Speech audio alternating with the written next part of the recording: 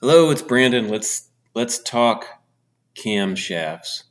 So what we have is block, crankshaft, rod, piston, head, valves, and we need a way that when the engine turns, somehow that motion has to be translated up to these valves and move them up and down to open and close the intake ports and the exhaust ports. So let's jump into this book and let me show you a couple things. First of all, there are a number of ways to arrange a camshaft. So this image shows a 1.9 liter TDI.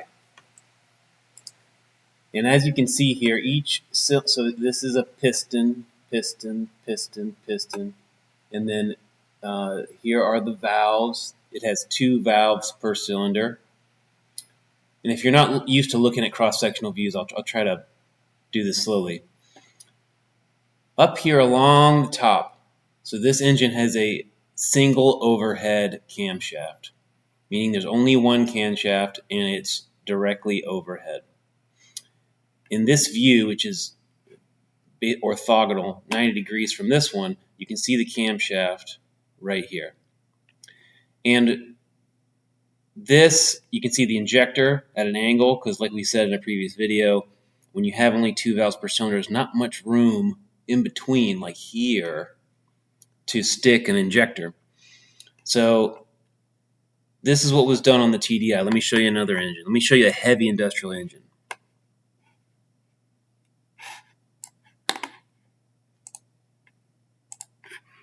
So this is a Caterpillar 3500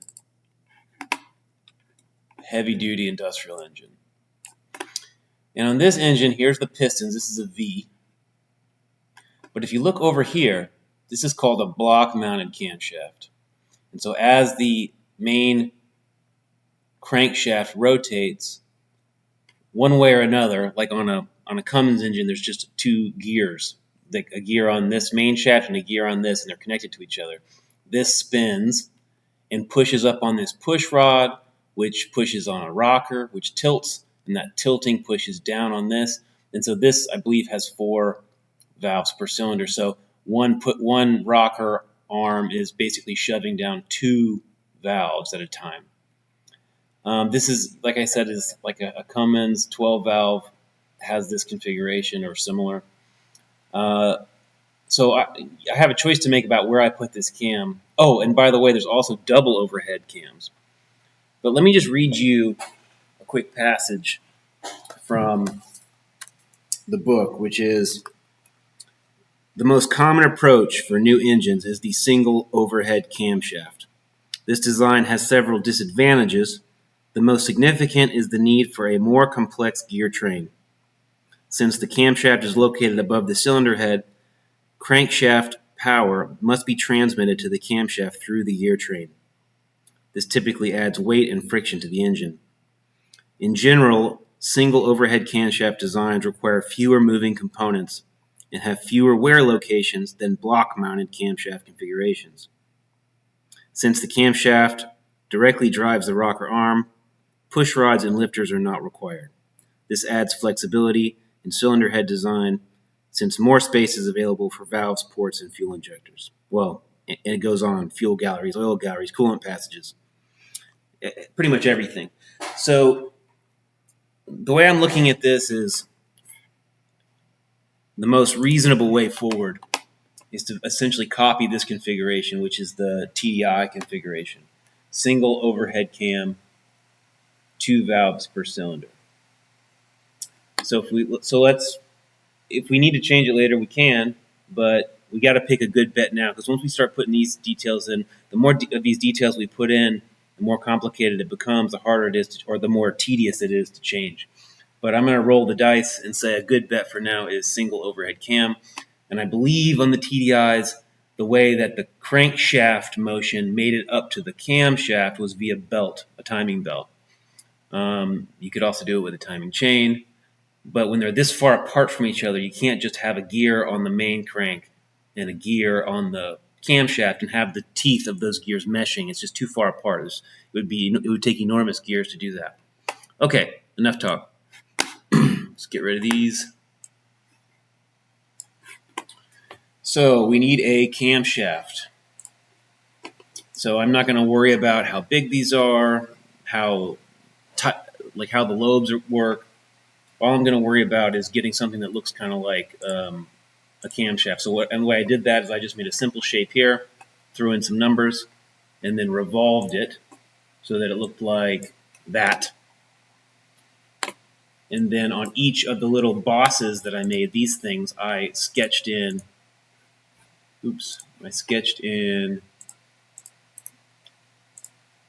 a lobe. And I did that on both, one for the intake, one for the exhaust. So there is a rudimentary camshaft. And so let's put it on here. So we'll place it.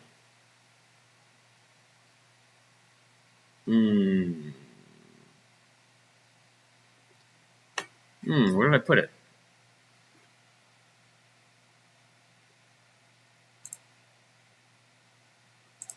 Oh, okay, I put it there.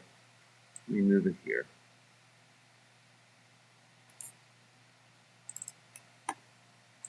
There we go. Okay. So it's a shaft. It's just a shaft. So to get it where it needs to go, which is about here, we need to have something that will hold it on the ends. So for the time, the best way to do this is a long way down the road. But for now, I'm just going to basically build up almost like a pad eye looking thing that grabs it. So let's do that. So we'll just sketch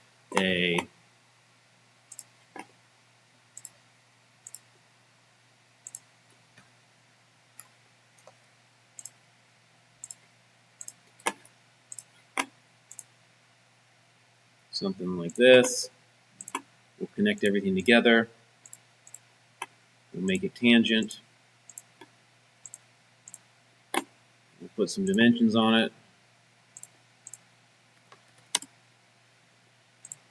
Line these guys up. Line this up with the center. And we'll put a hole in it. Trim away what we don't want. And we need a dimension here. 40. We need a radius. 20. And we need a diameter here. Sure, 20. And we'll bring this, 35. Okay. That'll work for now. And so let's extrude that.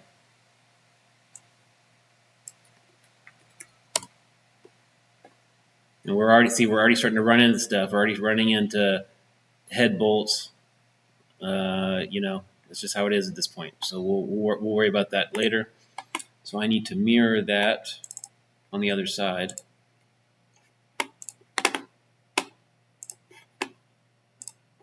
And we'll mirror it about that plane. See if that works. It does. And this engine looks ridiculous at this point. Bear with me. All right, so let's constrain it.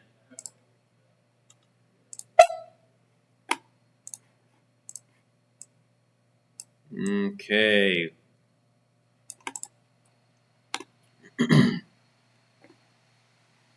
This engine looks more like a church than an engine, but we will get there.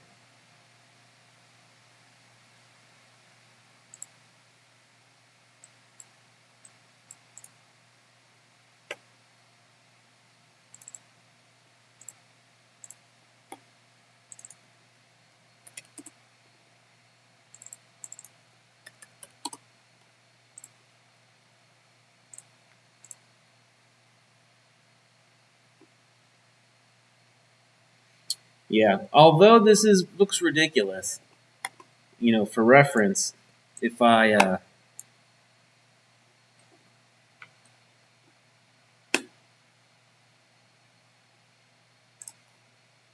show you a TDI head,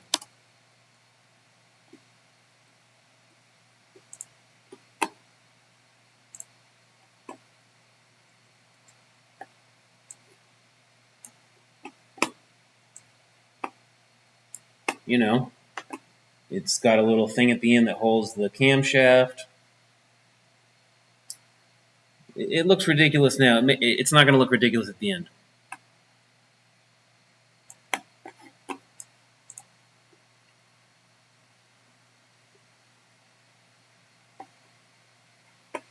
Okay, so just to make this a little less silly, let's make a few adjustments here.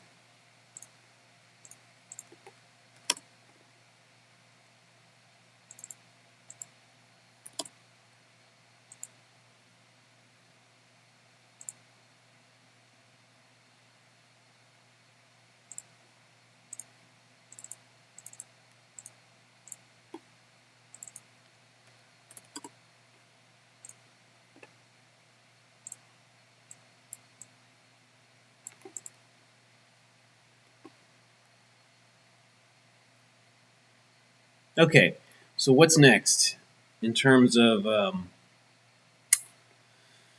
components? What else do we need? We need... I wonder, do we have enough basic chunks to start doing math on anything? We might. Let me think about that, and I'll get back to you in the next video.